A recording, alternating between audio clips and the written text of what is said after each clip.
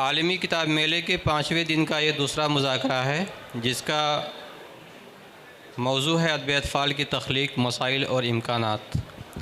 ये एक अहम मौजू है जिस पे बहुत सारे सवालात भी खड़े किए जा सकते हैं कि आज का बच्चों के लिए जो अदब लिखा जा रहा है, क्या उससे बच्चे मुतमईन हैं या नहीं।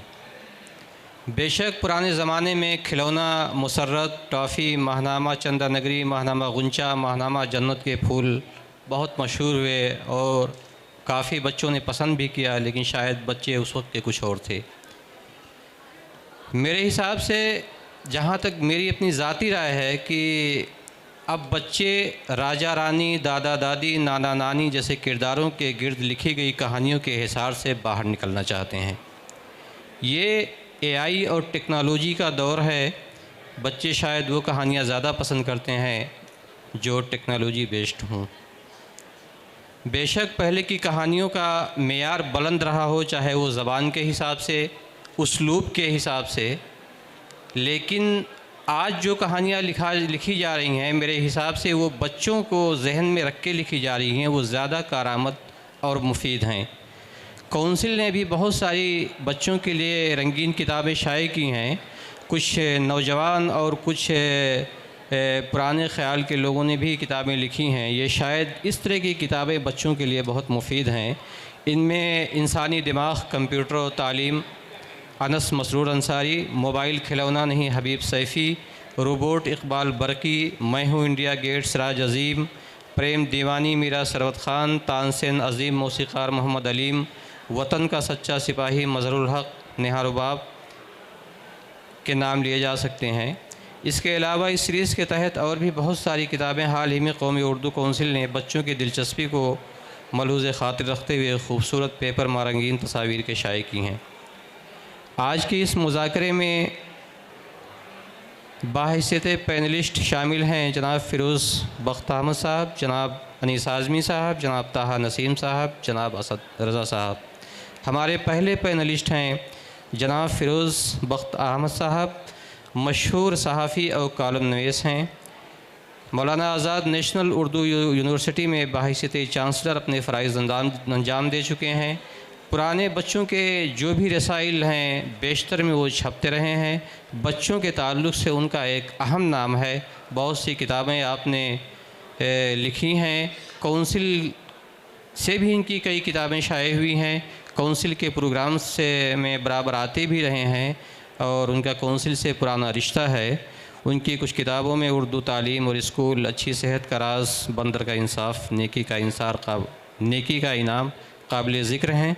सर, मैं आपका इस्तकबाल करता हूँ, गुजारिश करता हूँ कि आप ऊपर तशरीफ़ ले आएँ। हमारे दूसरे पैनलिस्ट हैं जनाब अनीस आज़मी साहब, बहुत सीनियर कॉलम नवीस हैं। मौलाना उर्दू अकादमी में कई बरसों तक सेक्रेटरी के फ़राइज़ अंजाम दे चुके हैं। मौलाना आज़ाद से भी इनका रिश्ता रहा है। बाहिसियत ड्रामा निगार इनकी शनाख्त है, कहानियाँ भी लिखते रहे हैं, तराजीम में भी इनका अहम वो है।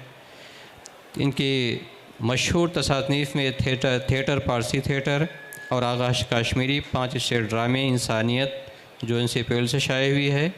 तर्जुमे में जुलूस, उलट पलट, बेशुमार केले, अज़ीम इंसान जैसी किताबें इनके कलम से तहरीर हुई हैं। इन्होंने प्रथम बुक्स के लिए 100 से ज़ायद बच्चों की कहानियाँ लिखी हैं या तर्जुमा की हैं।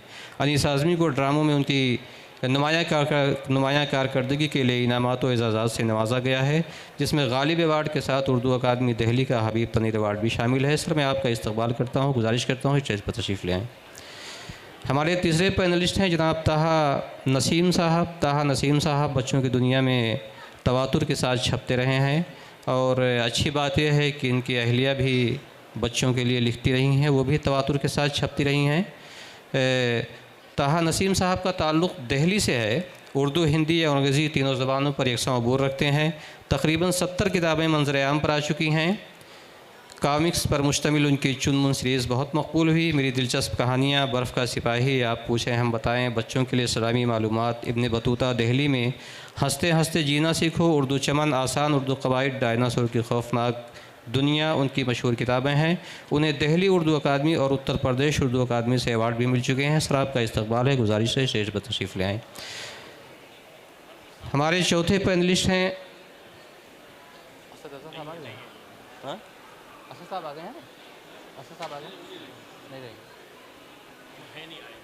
अच्छा चलिए ठीक है। इस मुज़ाकरे की निज़ामत के फ़राइज़ निभाएंगी डॉक्टर नेहा साहबा।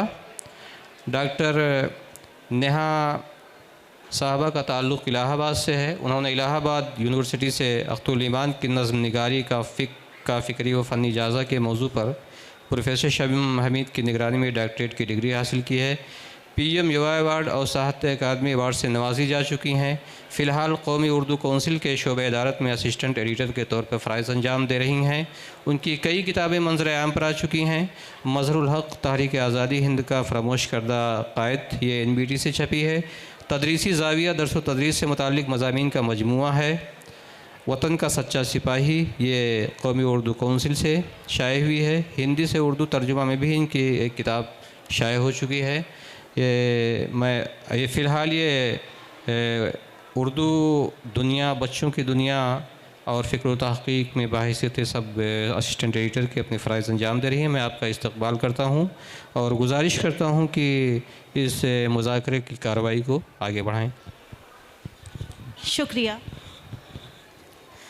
कौमी कौंसिल बराए फ़रोग़ उर्दू ज़बान के स्टॉल पर आज के इस पुरवकार प्रोग्राम में मैं आप तमाम मुअज़्ज़ज़ हाज़रीन, मेहमानाने ख़ुसूसी और काबिल एहतराम पैनलिस्ट का दिल की गहराइयों से इस्तकबाल करती हूँ, खैर मक़दम करती हूँ। सर तारुफ़ तो बाकायदा हो चुका है, इसलिए मैं सवाल जवाब का सिलसिला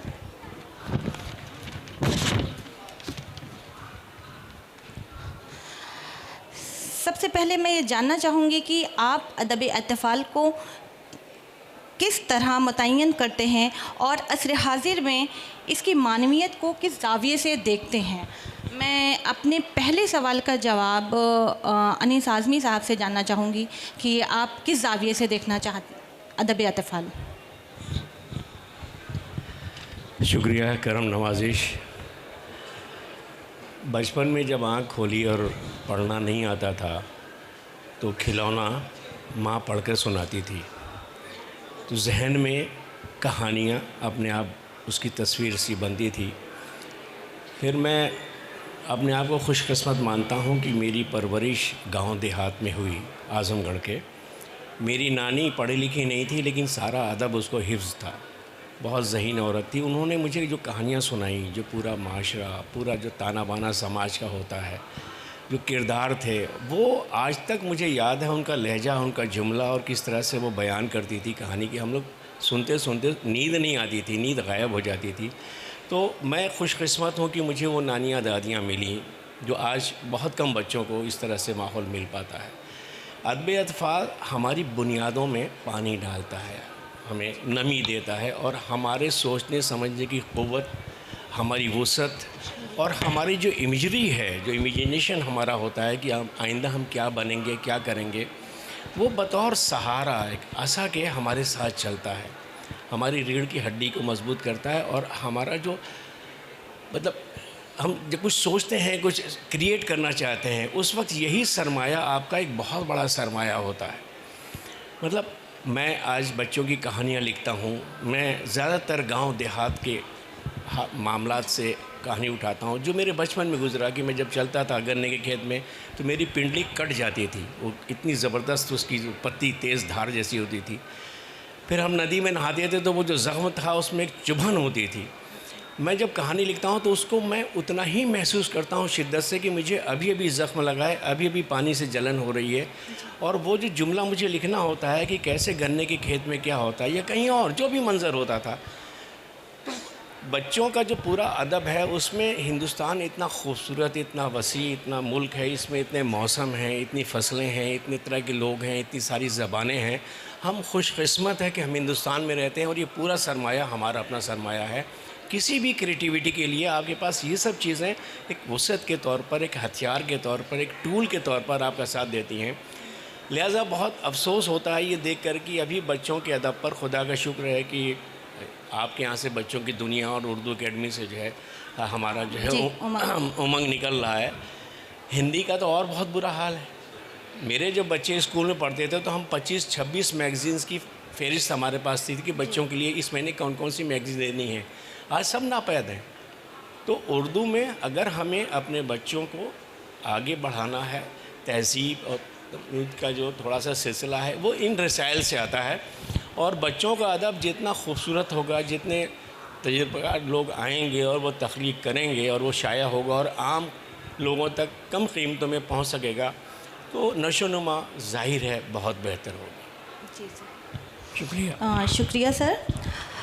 मैं अपना दूसरा सवाल फ़िरोज़ बख्त अहमद साहब से करना चाहूँगी कि आपके ख़्याल में आज उर्दू अदब में अदब अतफ़ाल की मजमूई सूरत हाल क्या है?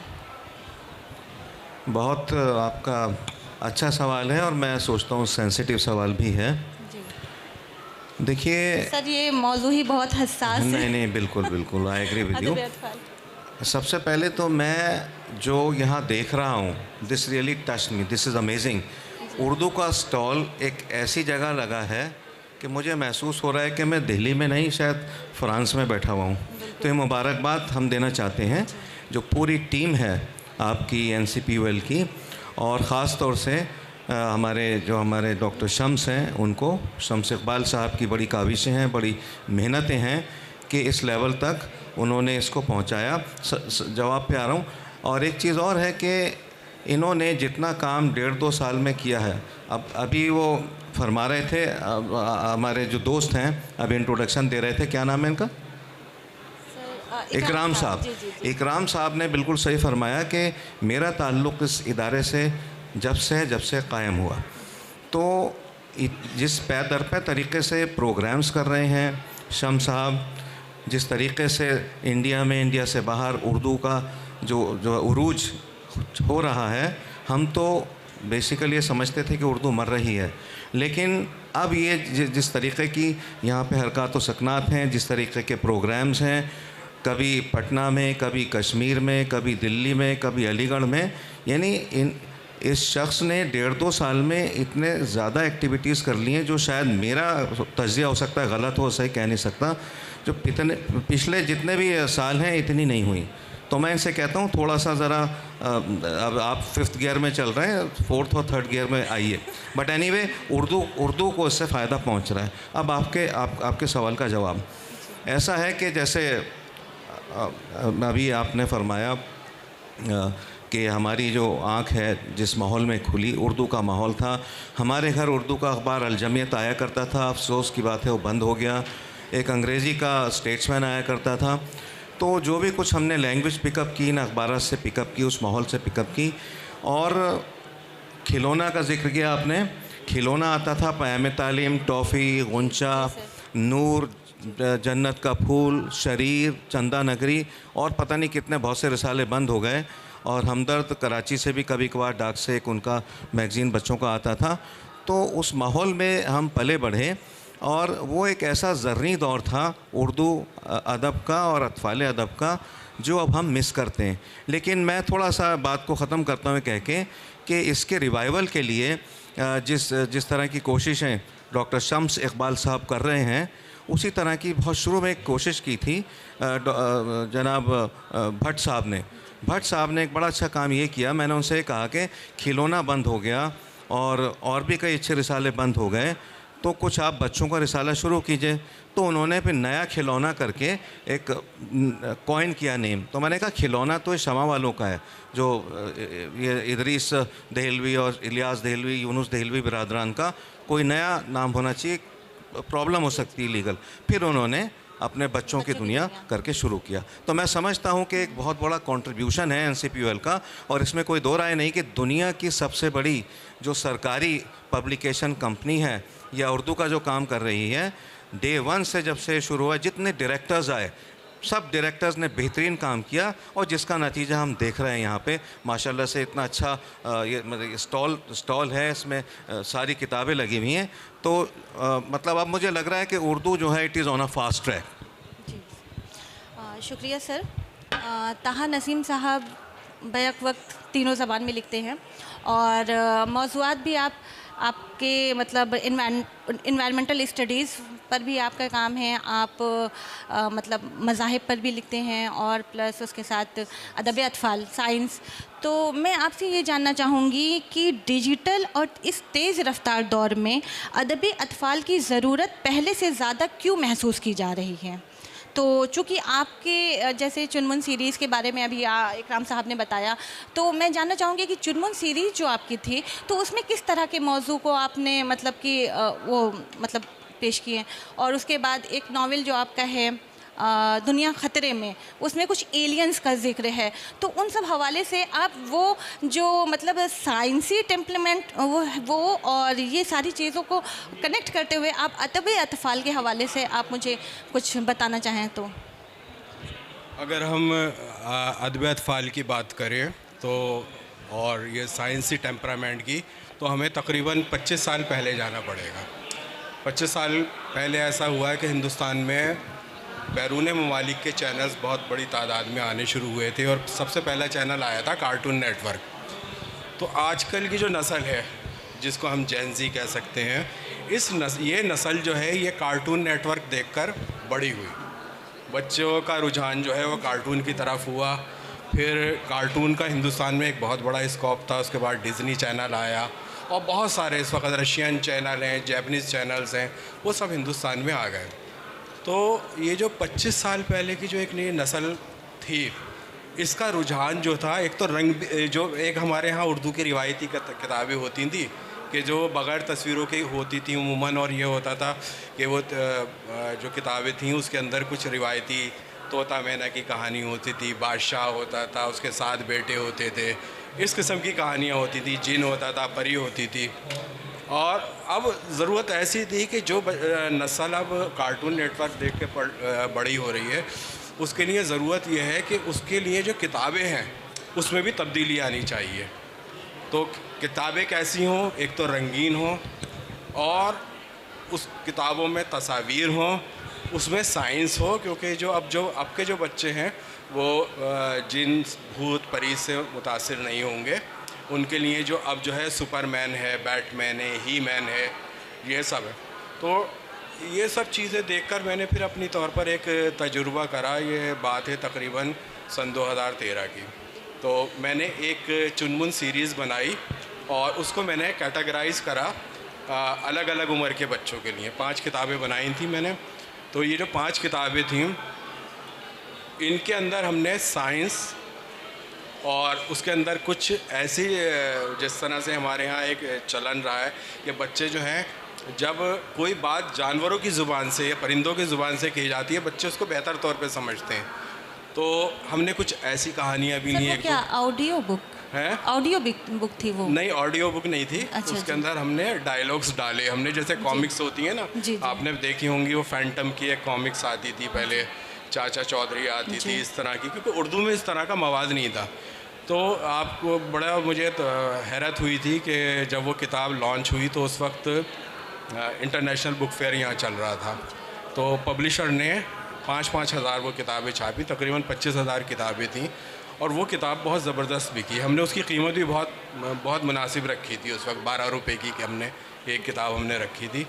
तो मुझे फिर ये अंदाज़ा हुआ कि लोगों को चाहिए ऐसा लिटरेचर। उस आम तौर पे ये था कि उस वक्त जो उर्दू के इदारे थे वो उमूमन इस तरह की किताबें नहीं ला रहे थे। तो ये एक प्राइवेट इदारे ने ये करा और बाकी जो इदारे थे उनका यही था कि वो एक वही रिवायती उनके यहाँ किताबें चल रही थी, वही ब्लैक एंड वाइट चल रही थी। तो जब ये रंगीन किताब आई तो इसका बहुत अच्छा रिस्पांस मिला और ये बड़े मेरे लिए हौसला कुन बात थी कि उस किताब को फिर वही पब्लिशर, हालांकि वो उर्दू के पब्लिशर थे, वो हिंदी में भी लाए और हिंदी वालों ने भी उस किताब को ख़रीदा। तो मैंने फिर ये सोचा कि भाई जो हमें बच्चों को जो कुछ अपनी बात समझानी है आज, तो हमें वो साइंस के ज़रिए समझानी है, क्योंकि दौर जो है ना साइंस का दौर है। अब अभी बात हो रही थी इससे पहले वाले सेशन में, AI का दौर है, डिजिटल का दौर है। आज का छोटा बच्चा जो है, माँ उसको खाना खिलाती है तो वो उसको मोबाइल उसको दे देती है। तो अगर हम इन किताबों को थोड़ा सा ना उनको बदल दें हम, जैसे एक ये किताब होती है हमारी बनी हुई, तो अब जो बाहर के ममालिक में जो किताबें आ रही हैं वहाँ किताबों का ज़ौक़ आज भी बरकरार है, किताबें वहाँ बिक रही हैं। उन्होंने क्या करा है, अपनी किताबों का जो गेटअप है वो बदल दिया है, बड़े खूबसूरत उन्होंने, मतलब अब वो जिस तरह से हमारे यहाँ मुस्ततिल और चौकोर किताबें होती हैं ऐसे नहीं है, उन्होंने उसको काट के, जैसे फ़र्ज़ करिए बिल्ली की कहानी है तो उन्होंने किताब ऐसी बना दी बिल्ली के मुझे। जी जी सर, यहाँ पर कुछ स्टॉल्स इस तरह के हैं जो अवेलेबल है, इस तरह की बुक्स आप जाकर देख ये किताबें बच्चों को बहुत अट्रैक्ट करती हैं। तो जो ख़ास तौर पे जो अब आपने ये काउंसिल ने एक कदम उठाया है, इस पर यह काबिल सताइश है कि उन्होंने अब इस तर्ज़ की किताबें लानी शुरू करी हैं। और अब जो उर्दू का जो मुस्तकबिल है, जो जैनज़ी और इसके बाद की नस्ल है, वो मुस्तकबिल जो है इन्हीं किताबों का है कि हम इसी तर्ज़ की किताबें लाएं तो बच्चे उसको बहुत ज़्यादा पसंद करेंगे। उर्दू अदब में भी जो है इसमें बहुत कम काम हुआ है, मगर जिस पैमाने पर होना था, क्योंकि आप ये देखें कि हिंदी के बहुत सारे इदारे हैं, डायमंड कॉमिक्स था आपका, और ये आपका लक्ष्मी था, बहुत सारे इन्होंने क्या करा, चाचा चौधरी, छोटा भीम, इस तरह की कॉमिक्स लेकर आए। ये हमारे यहाँ नहीं आई थी, तो हमें ज़रूरत है कि हम इस किस्म की किताबें लाएं। तो इंशाल्लाह ऐसा नहीं है कि उसमें कोई उर्दू वाले नहीं ख़रीदेंगे, उर्दू वाले चाहते हैं इस किस्म की किताबें। शुक्रिया सर। मैं अनीस आज़मी साहब से, आप बच्चों के अदीब हैं और साथ में आप थिएटर और ड्रामे से भी बहुत, मतलब आपके तो 32 ड्रामे अब तक अब मंजर आम पर आ चुके हैं, जिसमें से 8 ड्रामे आपके स्टेज हो चुके हैं। नहीं, NSD ने स्टेज, अच्छा NSD ने अब तक मेरे, जी जी जी, जो दुनिया का सबसे बड़ा बच्चों का ड्रामा फेस्टिवल होता है उसका नाम है जश्न बचपन। जी जी सर। तो मेरी खुशबख्ती है कि उर्दू से मैं अकेला हूँ जिसके एक नहीं 8 ड्रामे अब तक इंटरनेशनल फेस्टिवल में नेशनल स्कूल ऑफ ड्रामा ने स्टेज किए हैं। जी, जी, जी। सर, ड्रामे के हवाले से मैं ये जानना चाहूँगी कि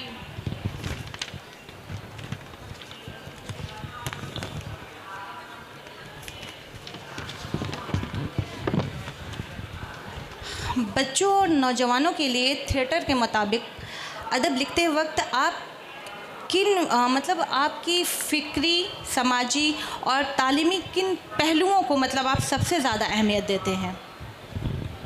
देखिए, ये मेरे बस की बात ही नहीं है। जब हम ड्रामा लिखते हैं तो एक मौजू तय हो जाता है जी। उस मौजू में अगर झोपड़पट्टी है तो वो ज़बान, वो किरदार, वो सब उस हिसाब से होंगे। अगर मैं महल की बात कर रहा हूँ या एक प्रोफेसर की फैमिली लेकर बात कर रहा हूँ, तो हम जो ज़बान लिखते हैं सबसे पहले तो उसका तायुन करना पड़ता है, किरदार किस तरह से होंगे, उनके आपस में रिश्ते कैसे होंगे। तो हर ड्रामा एक अलग पहलू से होता है। पहले हम ये तय कर लेते हैं कि ज़माना कौन सा है, किरदार कौन लोग हैं, कितने खुशहाल हैं, कितने बदहाल हैं। तो मैं कहता हूँ कि इस शहर में मेरी बड़ी इज्जत है। मैं एक रिक्शा चलाता हूँ और वो मुझसे एक आदमी पूछता है कि तुम शहर में तुम्हारी कोई हैसियत है, तो मैं कहूँगा साहब मोरी बड़ी इज्जत है।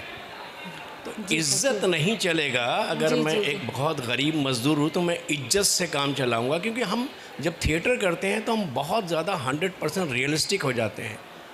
कौन आदमी किस लफ्ज़ को कैसे बरतता है। तो आप जो टेक्सचर होता है एक्टर के पास, जो असल में जो उसकी पहचान होती है, उसके लफ्ज़ होते हैं। हम जब थिएटर करते हैं तो हमें ये बोलना होता है कि तो फिर क्या हुआ, तो फिर क्या हुआ, तो फिर क्या हुआ, तो फिर क्या हुआ, तो फिर क्या हुआ, तो फिर क्या हुआ, तो डायलॉग, तो फिर क्या हुआ। अब आपका खेल सारा इस पे है कि आपकी कैफियत क्या है, सामने वाला एक्टर क्या चाहता है, या आप उसे कितना उलझा रहे हैं, सुलझा रहे हैं। ये सारा एक थिएटर को हिंदुस्तान में खेल कहा जाता था पहले। आगा हश कश्मीरी खेल कहते थे। मैंने इतने खेल लिखे हैं, मेरा खेल होने वाला है। आगा हश कश्मीरी पर भी आपकी थिएटर के हवाले से भी एक किताब, जी, वो नेशनल स्कूल ड्रामा ने मुझसे किताब लिखवाई थी, काशी ज़ख़ीम है, उसका 2nd एडिशन अभी आ गया है कल। तो वो उनके चुनिंदा ड्रामों का मजमूआ है जिसमें मेरा 108 सफ़े का उनके ज़िंदगी के ऊपर एक नोट है। बहुत बड़े इंसान थे जिन्होंने थिएटर को आम लोगों तक पहुंचा दिया। वो मतलब उनका बहुत बड़ा कंट्रीब्यूशन है। तो थिएटर जो है ना, वो देखिए आप ज़बान का तयन या लफ्ज़ियात है, वो तो हर चीज़ वो किरदार है कहाँ, किस ज़माने का है, किस पीरियड का है। हमारे पास आवाज़ है, हमारे पास लफ्ज़ात हैं, सारे जो अल्फाज होंगे वो किस पीरियड में बोले जाते थे।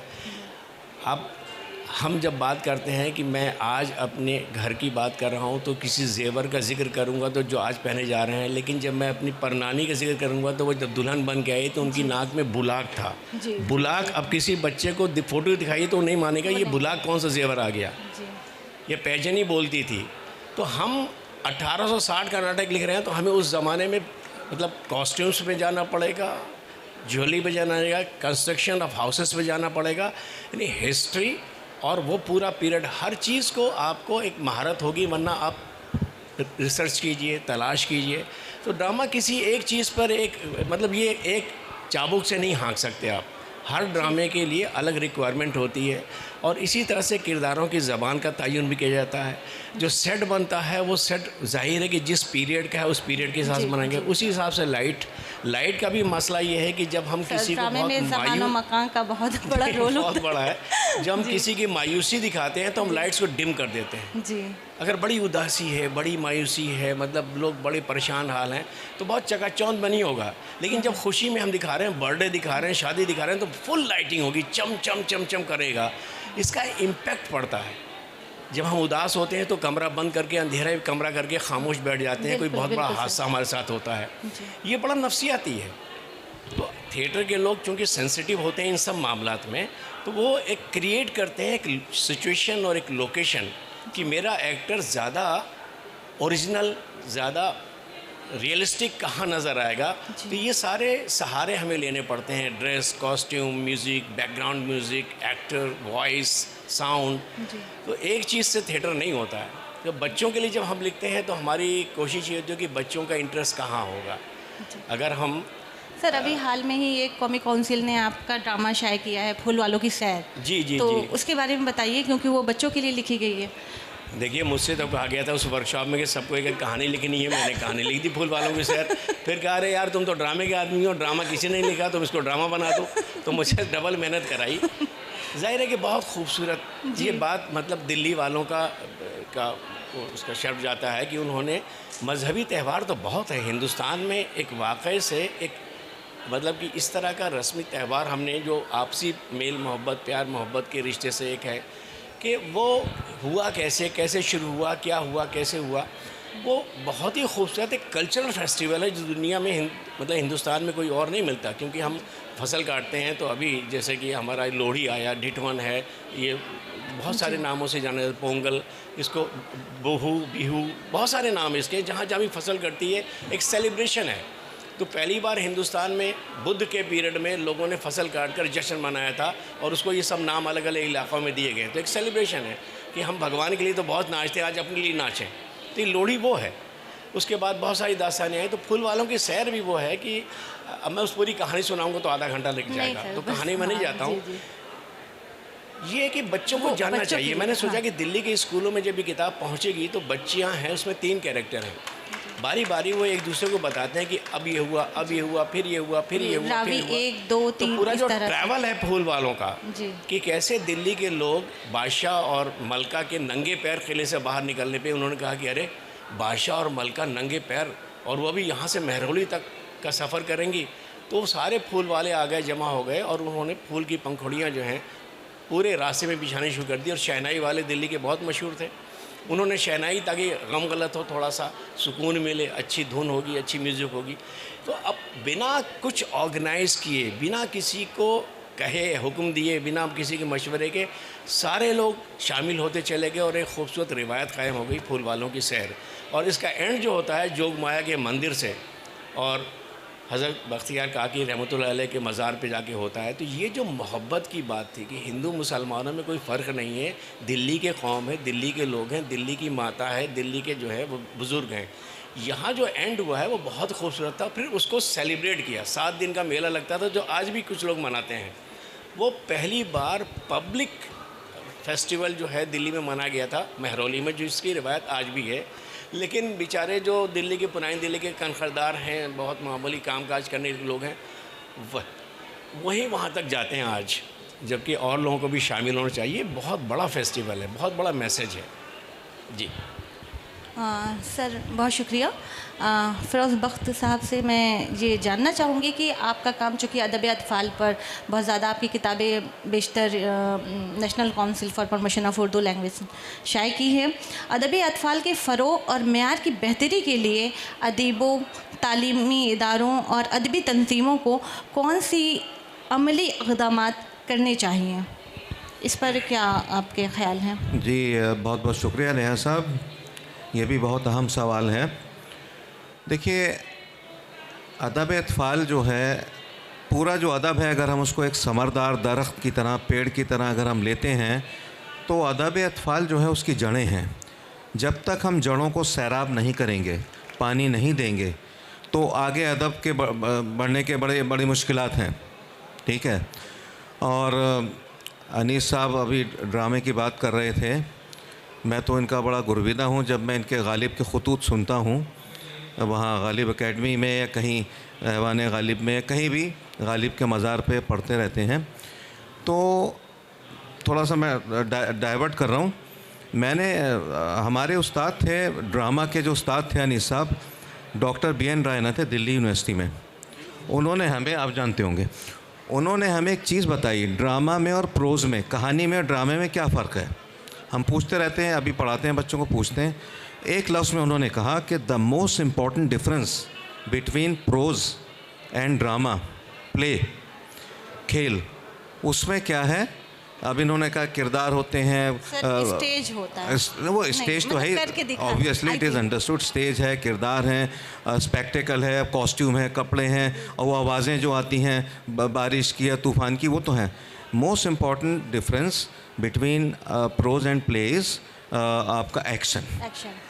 अब वो एक्शन, अब हम तो कहानियाँ लिख देते हैं, लेकिन असल काम जो बहुत ज़्यादा इम्पोर्टेंट स्टेज है ना, स्टेज का बड़ी अहमियत होती है।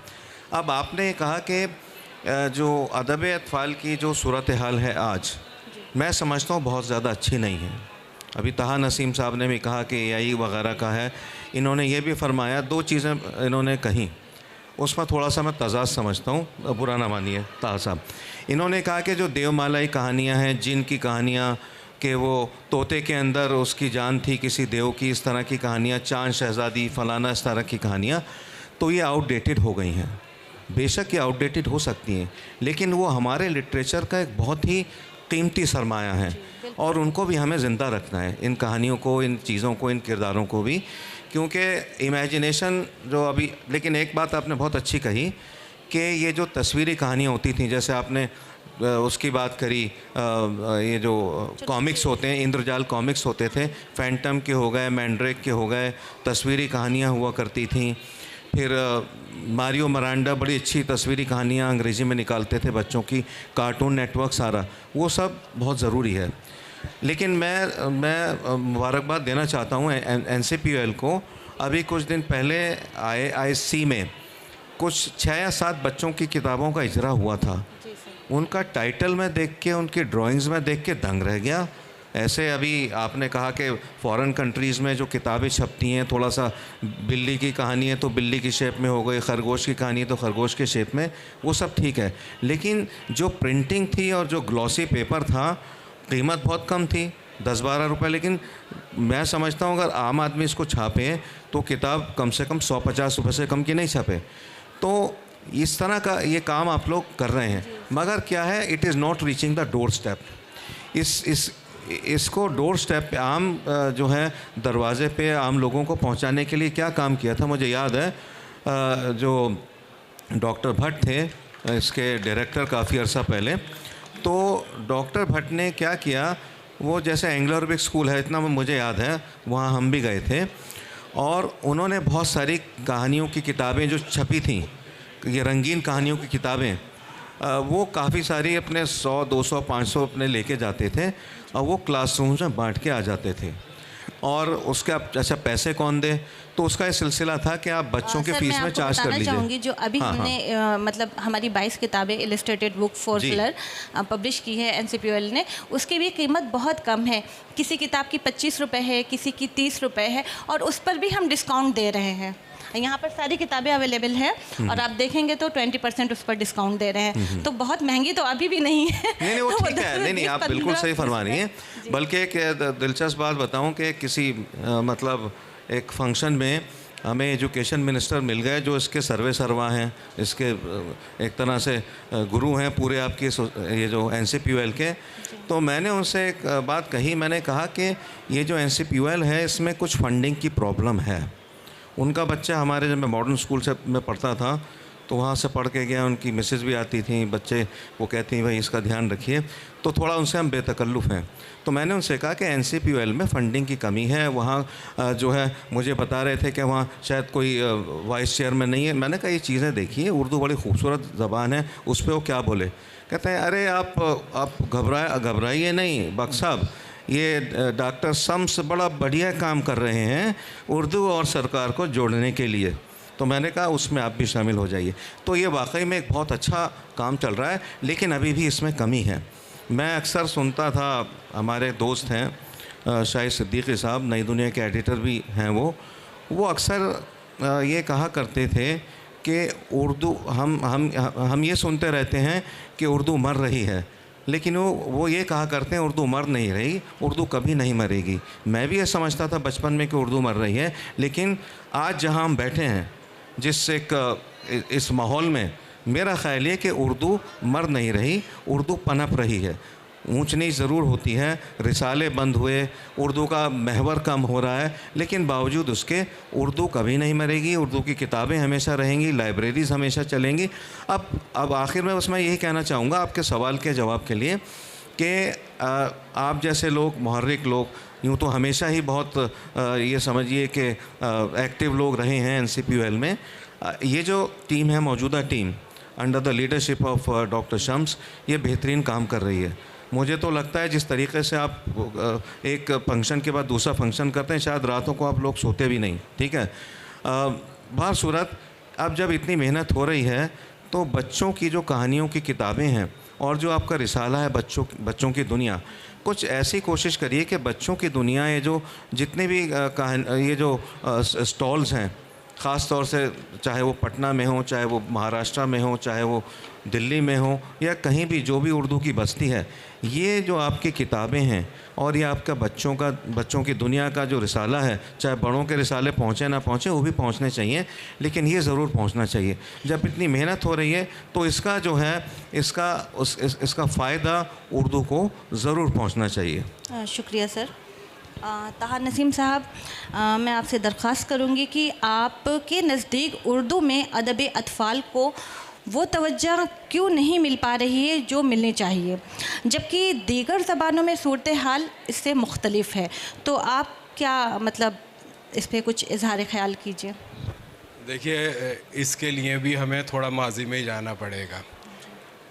पहले अदब अतफ़ाल को अदब का हिस्सा ही नहीं समझा जाता था। बिल्कुल। हालांकि जितने भी हमारे बहुत सीनियर हमारे शोरा थे, हमारे सीनियर लिखने वाले थे, उन्होंने अदब अतफ़ाल पे लिखा। आपने देखा होगा इकबाल की जो कहानी है, नज़्म है, एक पहाड़ और गिलहरी, है ना, मकड़ा और मक्के, ये सारी बच्चों के लिए। सूफ़ी तबस्सुम ने लिखा, क़ुर्रतुल ऐन हैदर ने कहानी लिखी इस पर, कृष्ण चंद्र की कहानी है। और मैं ये बताऊं, मैं अपने बचपन से ले तक आज तक पता नहीं मैं कितनी बार मैं कृष्ण चंद्र की एक, वो मुंशी प्रेमचंद्र की एक हमारे सिलेबस में एक कहानी थी, और फिर भी जब मैंने सिलेबस खुद बनाया तो उन्होंने जो है ना पंचायत, वो इतनी इमोशनल है रनीस भाई, उसकी ये है, मैं आज भी पढ़ता हूँ ना तो आखिर में मेरे आंसू निकल आते हैं। वो इतनी इमोशनल कहानी है, इतनी अच्छी है। पंच परमेश्वर नाम है उसका। अच्छा। तो वो बड़ी इस तरह की कहानियाँ थीं, लेकिन क्या हुआ था कि बच्चों के अदब को वो अदब का हिस्सा ही नहीं माना जाता था, उसको शुरू में निगलेक्ट किया गया। लेकिन जब बच्चों की किताबें बननी शुरू हुई और उसके अंदर एक बहुत बड़ा जो कंट्रीब्यूशन था ना, जैसे कि आपने कहा अल्लामा इकबाल की नज़्म, बच्चों की दुआ, या जुगनू, ये सब, तो क्या आप इसको किस कैटेगरी में रखेंगे? अदब अतफ़ाल की मतलब किस एज ग्रुप में आएंगे? क्योंकि ये बहुत छोटे बच्चों के लिए तो ये नज़्म है ही नहीं। नहीं, हाँ। ये तो एडल्ट के लिए है ना, तो आप इसको एडल्ट जैसे कह रहे हैं कि अब अदब अतफ़ाल की कैटेगरी में इसको नहीं रखा गया, तो आप उसको कैसे मतलब कैटेगराइज करेंगे कि ये अदब अतफ़ाल में है या मतलब कि मतलब एडल्ट वाली कैटेगरी में? देखिए, उसमें एक सबसे अहम जो उसका एलिमेंट है वो मकड़ा और मक्खी बात कर रहे हैं। एक कहानी में मकड़ा और मक्खी बात कर रहे हैं, एक कहानी में एक नज़्म में पहाड़ और गिलहरी बात कर रहे हैं। एक तो ये अट्रैक्शन की चीज़ है, दूसरे उसके अंदर एक नसीहत है। लेकिन सर ये नज़्म बच्चों को कैसे समझ में आएगी? बच्चों को कोई पढ़कर सुनाएगा? बच्चे तो डायरेक्ट कुलियात इकबाल से जा कर के ये नज़्म नहीं पढ़ लेंगे। बच्चों के लिए जैसे हम छोटी छोटी किताबें, तो उस तरह की चीज़ें तो मतलब ये किताब में जो शामिल है तो वो तो अलग से नहीं है ना। अदब अतफ़ाल बच्चों के लिए जो मैं मतलब जानना चाह रही हूँ कि जो हमारी सूरत हाल उर्दू में है और दीगर ज़बानों में मुख्तलिफ क्यों हैं, मैं ये जानना चाह रही हूँ। देखिए, ऐसा था कि ज़माना बदलता रहता है। जो चेंजेस आ रही थी उन चेंजेस को उर्दू वालों ने नहीं अपनाया, जो दूसरे थे उन्होंने अपना लिया। क्योंकि जब फ़ॉरेन से हमारे मुल्क में कॉमिक्स आनी शुरू हुई, सबसे पहले ये जो तेज अखबार जिनका निकलता था, इन्होंने एक मैड अमेरिका से एक मैगज़ीन वो निकलता था बच्चों का रिसाला, उसको दीवाना के नाम से इन्होंने मिनोअन यहाँ पर छापना शुरू करा और बड़ा पॉपुलर था, मैं भी पढ़ता था उसको। और इनके अब जैसे नंदन आया और बहुत सारे इस तरह के मैगज़ीन आए। वो क्या हुआ, उर्दू वाले ना उस तब्दीली को नहीं कर सके। जो खिलौना में थोड़ी बहुत वो थे, कार्टूनिस्ट थे, मुझे उनका नाम भूल गया मैं, उन्होंने कुछ सफ़ात, हाँ सिद्दीक़ी आर्टिस्ट के नाम से थे, उन्होंने कुछ सफ़ात देने शुरू करे। तो उर्दू अदब का क्या हुआ, मुझे एक तो अफसोस ये हुआ, मैं कई पब्लिशिंग हाउस में मैं काम कर चुका हूँ। जो पब्लिशिंग हाउस है ना हमारे, वो मजहबी लिटरेचर को बहुत ज़्यादा अहमियत देते हैं, क्योंकि उसके अंदर मजहबी लिटरेचर इतना बिकता है, उसमें मुनाफा है। उनकी एक वो नियत नहीं होती कि भाई हम कुछ बच्चों के लिए भी कर लें, कुछ हम अपनी ज़ुबान के लिए भी कर लें, ऐसा उनका नज़रिया नहीं है। तो जब तवज्जो ही नहीं दी गई, अगर फ़र्ज़ करिए बच्चों के लिए, जैसे वो था हमारे यहाँ कितने बहुत सारे किरदार हैं, खालिद सैफुल्लाह हमारे यहाँ एक किरदार हैं, है ना, टीपू सुल्तान है हमारे यहाँ, जनरल बख्त खां है, तो ये सारे हमारे किरदार हैं, सारे वो बहादुर हैं। हम इनको किरदार बना के कर सकते थे, हमने नहीं किया इसको। मैंने जब जनरल बख्त खां पे किताब लिखी, मैं कई पब्लिशर के पास लेके गया, किसी ने नहीं छापी। मैंने यार कौन छापेगा।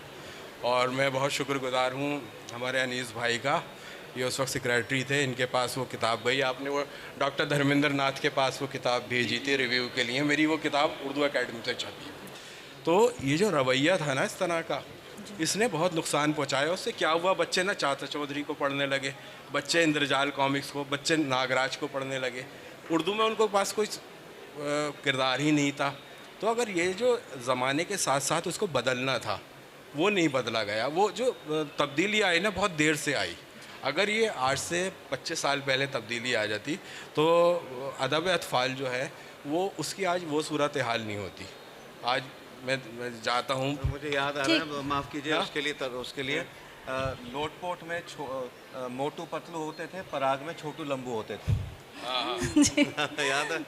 और मैंने अच्छा वो देखे, मैंने सर वक्त हमारे पास कम है, तो मैं अनीस आज़मी साहब से एक लास्ट क्वेश्चन ये करना चाहूँगी कि बड़ों और बच्चों के अदब में बुनियादी फ़र्क वो क्या है सर, आप उस पर रोशनी डालें। वही है जो बड़ों और बच्चों में होता है।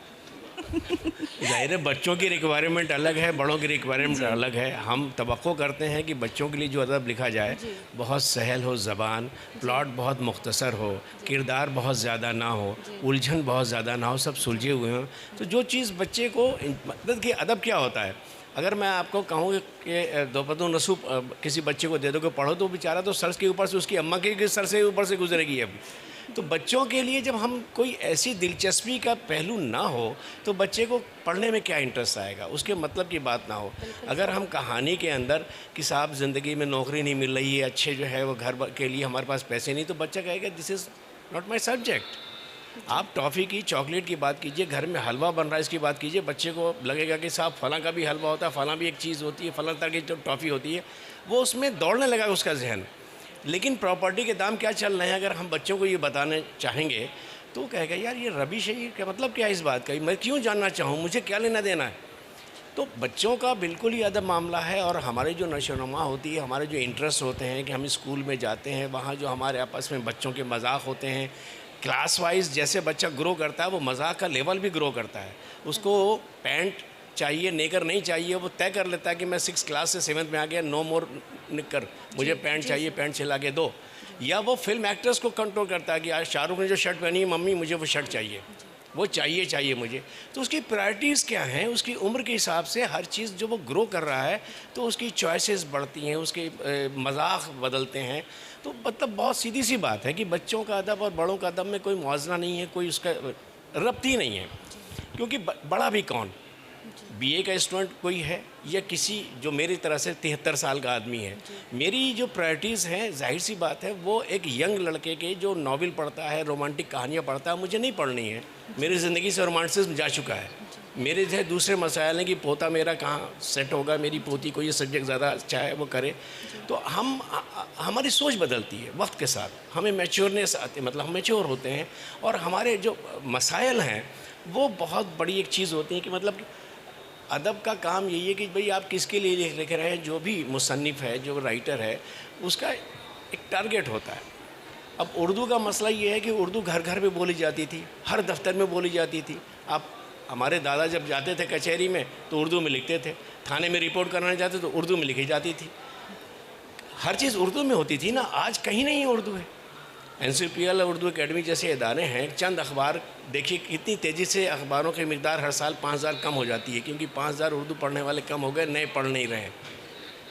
खुदा भला करे इन मदारिस का कि ये सारे इदारे और सारे डिपार्टमेंट्स चल रहे हैं। अगर ये ना हो तो उर्दू का हाल बहुत बुरा है, क्योंकि रोज़ी रोटी से उर्दू नहीं जुड़ पा रही है, महदूद होती चली जा रही है। ये एक हकीकत है। और बच्चों के मैगज़ीन्स जैसे NCPL निकाल रही है, उर्दू एकेडमी निकाल रही है, ये ज़िद में निकाल रहे हैं क्योंकि इनके पास इनकी प्रायोरिटीज़ में है ये काम। लेकिन जो बाकी प्राइवेट इदारे थे जिन्होंने बंद कर दिए क्योंकि अब मुनाफे का सौदा नहीं रहा। हम कसूरवार हैं, हम उर्दू वाले। मतलब ये कि ऐसे बहुत से लोग हैं जो कि मुफ्त में किताबें, रहमान साहब यहाँ तशरीफ़ रखते हैं, अपनी जेब से किताबें छपवा के वो लोगों को बांटते हैं। ऐसे लोग कितने हैं, साहिब हैसियत हैं, लेकिन मैं क्या करना चाहता हूँ, लेकिन मेरे अंदर हौसला नहीं है। कुछ लोगों में हौसला है, उर्दू उनकी वजह से ज़िंदा है। तो उर्दू को हम लोग पॉपुलराइज़ करने के लिए मजबूरी ये कि घरों में अपने बच्चों को इंग्लिश का लिटरेचर मुहैया कर रहे हैं, मैगज़ीन्स और अखबार जो इंग्लिश के हैं बच्चों के लिए कि कैरियर उसका ज़रा मजबूत होगा। लेकिन जो तहज़ीबी पहलू है वो तहज़ीबी पहलू तो उर्दू की किताबों से, उर्दू के रसायल से ही घर में बरकरार रहेगा। वो लफ्ज़ जब उसके कानों में आएंगे नहीं, वो पढ़ेगा नहीं, तो उसकी उर्दू अच्छी कैसे होगी। हम लोग आरे बच्चे उर्दू जब बोलते हैं उसमें 80% जो लफ्ज़ हैं, क्योंकि हमने अपने बच्चों को उनका मुस्तकबिल ज़्यादा बेहतर हो पब्लिक स्कूल्स में डाल दिया। अब उसकी वोकैबुलरी में उर्दू के लफ्ज़ आधे से ज़्यादा कम हो गए हैं, इंग्लिश के ज़्यादा बढ़ गए हैं। कि अम्मी मेरी शर्ट कहाँ है, मेरे शूज़ यहाँ रखे थे। जूता बोल सकता है, कमीज़ बोल सकता है, लेकिन उसको आसान लगता है क्योंकि वो जो उसका सर्कल है, हल्का जो उसके दोस्तों का है, उसके अंदर सारे लफ्ज़ जो है उर्दू से रिप्लेस होकर अंग्रेज़ी के आ गए हैं। ये सब बहुत बड़ी मतलब वजूहात हैं जिसकी वजह से। तो अदब बच्चों का कैसा लिखा जाएगा, वो बच्चे का अदब जो लिख रहे हैं उन्हें मालूम है कि मेरी जो है कहाँ तक मैं जा सकता हूँ, कितनी लिबर्टी ले सकता हूँ। एक उम्र के बच्चे के लिए मैं लिख रहा हूँ, तो मुझे मतलब हमारे बुज़ुर्गों ने जो कहानियाँ लिखी या अरबियन नाइट्स की जो है अल्फ लैला की कहानियाँ हैं, आज भी ज़िंदा जावेद हैं। इतनी मुकम्मल हैं वो कि आप अलादीन का चिराग सबको मालूम है, लैला मजनू की कहानियाँ सबको मालूम है, जितने भी हैं सारी की सारी। और आज उन्हीं के ऊपर पूरी दुनिया के अंदर घुमा फिरा के हम उनका सहारा लेते हैं, वो बैसाखी हमारी हैं। ये सब ना हो तो वही जैसा कि ताहा साहब कहते हैं कि बड़ों ने पहले कमर कस रखी थी, मतलब जब नैयर या फिर हबीब तनवीर, शमा जैदी, ये जो लोग थे, कुस्या जैदी, इन्होंने जब थिएटर शुरू किया, हिंदुस्तान में कुछ भी नहीं था थिएटर। जैदी साहब ने 1954 में 6 लाख रुपया दिया कि थिएटर करो। आज का 6 करोड़ से ज़्यादा होगा मेरे ख्याल से, 6 लाख उस 54 का। और उन्होंने शकुंतला किया। हिंदुस्तान में 400 साल के बाद शकुंतला हुआ ही नहीं कभी। तो बहुत सारी कहानियाँ ऐसी हैं सच्ची। फिर उन्होंने चचा छक्कन लिखा। इम्तियाज़ अली ताज से कहा कि ये फ्रांसीसी कहानियों को आप उर्दू में तर्जुमा कर दीजिए, मैं इनका ड्रामा बना देती हूँ। चचा छक्कन सबसे मकबूल तरीन। आज बच्चे तरसते हैं कि चचा छक्कन कहाँ हो रहा है, कोई नहीं कर रहा, मैं भी नहीं कर रहा, कोई नहीं कर रहा, क्योंकि हमारे बच्चे पब्लिक स्कूल में चले गए, उनको चचा छक्कन का मिजाज ही नहीं उनको मिलता कि वो उसको इंटरेस्ट लें, इंजॉय करें। ये सब बहुत बड़े सवाल हैं। बहुत हम अपने माहौल तो दें बच्चों को, लफ्ज़ ही नहीं उनके पास है, सिर्फ अंग्रेज़ी के लफ्ज़ियात पे वो बात करते हैं। ये सब सवाल हैं, इसके लिए हमें गौर करना पड़ेगा कि भाई उर्दू इतनी बुरी चीज़ नहीं है। उर्दू तुम्हारे माँ बाप का सहारा थी, तो तुम्हारी पहचान थी तुम्हारे वालिदैन की, तुम इससे दूर मत जाओ। कोशिश करें बच्चों को टोकें कि डाइनिंग टेबल पे नहीं जी, अम्मा खाना खाने के लिए, तो वो जो लफ्ज़ है कि सोफ़े पे बैठ जाओ, भाई कुर्सी पे बैठ जाओ, ये नहीं बच्चा बोल पाता। कुर्सी लफ्ज़ उसके नहीं है, चेयर है उसके यहाँ। फ़ैन ऑन कर दो, डोर खोल दो, विंडो बंद करो। ये हम क्यों कर रहे हैं? हमें टोकना चाहिए बच्चों को कि भैया उर्दू के जो लफ्ज़ हैं जिनकी हिफाजत हम कर सकते हैं, जो रोज़मर्रा के लफ्ज़ हैं, वो अपने आप अपने घरों में महफूज करें, ताकि एक माहौल तो बने। कोई भी भाषा हो उसके मतलब शुद्ध होनी चाहिए, हिंदी हो तो, उर्दू हो तो, लेकिन अंग्रेज़ी ने हम सबको बिल्कुल एक भूल-भुलैया में डाल रखा है और हमारे अपने घरों में वो घुस चुकी है। शुक्रिया सर। और सवाल मैं ये कह रहा हूँ कि आपने शुरुआत तो करी अनीस आज़मी साहब से, जी। एंडिंग भी उनसे करनी है, किसी और से करिए। मैं 2 बातें कहना चाहता हूँ। जी सर। थोड़ा सा 1 मिनट बढ़ा दिया जाए। देखिए ऐसा है, अनीस साहब बिल्कुल सही फरमा रहे हैं। With all due regards to all of you, हमारी महफिल में कोई प्रोफेसर साहब तो नहीं है?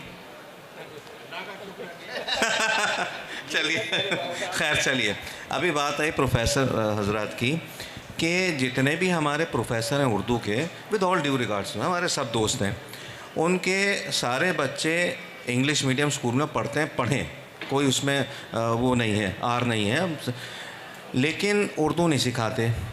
मैं चूँकि मॉडर्न स्कूल से अटैच्ड हूँ, मैंने अपने बच्चों को मॉडर्न स्कूल में डाला। मैंने उनसे कहा कि तुमको उर्दू सीखनी पड़ेगी। उर्दू सीखने के लिए एक अर्जुन सिंह सेंटर है जामिया में, वहाँ से मैंने उनको सब उर्दू के कोर्सेज़ जो हैं वो उनको अटैच कराया वहाँ से। तो इत्तेफाक से एक दिन मैं उस सेंटर में खड़ा हुआ था, तो कोई मोहतरमा थी वहाँ बात कर रही थी अर्जुन सिंह साहब से। वो कहने लगी मुझे उर्दू सीखनी है, मैं कैसे सीखती हूँ, कैसे सीख सकती हूँ। तो बातचीत चलती रही। पता है चला अनीस साहब, आपने कृष्ण चंद्र साहब का नाम लिया, वो कृष्ण चंद्र की बेटी थी और मुझे अगर सही याद है कनाडा या उसमें उनकी रिहाइश है अमेरिका में। उन्होंने कहा मेरे फादर ने, कृष्ण चंद्र जी ने, उर्दू में बहुत कुछ लिखा है पर मुझे उर्दू नहीं आती। मालिक राम साहब ने अपने बेटियों को, नवासियों को उर्दू सिखाती थी, लेकिन फिर उन्होंने बताया तो उर्दू का अपना मकाम है। लेकिन ये बात भी ठीक कही गई, उर्दू की आवाज़ें जो हैं वो ख़त्म होती जा रही हैं। गालिब को गालिब कहना, खाली को खाली कहना, इस तरह की चीज़ें। और जैसे अभी आपने एक लफ्ज़ का सरौता हुआ करता है छालिया को काटने के लिए, आज के बच्चों को ये नहीं पता छालिया क्या है, सरौता क्या है। एक फल हुआ करता था कसेरू। जी, ये बड़ी मज़ेदार चीज़ें हैं। और आखिर में एक बात कह के मैं इजाज़त लूँगा कि वक्त भी हो चुका है। मैं एक दिन आउटलुक मैगज़ीन हुआ करती थी अंग्रेज़ी की, जैसे इंडिया टुडे है, मुझे कुछ मज़मून देने के लिए उसके मैं वहाँ गया ऑफिस में, सफदरजंग एनक्लेव में इनका ऑफिस था मार्केट में।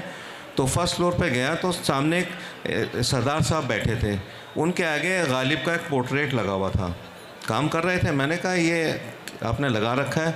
कहने लगे साहब इनकी तो हम बहुत ज़्यादा, तो लोगों को उर्दू से इंटरेस्ट है। मुशायरे जो होते हैं उसमें जितने हम लोग होते हैं उतने हमारे बिरादरान वतन भी होते हैं।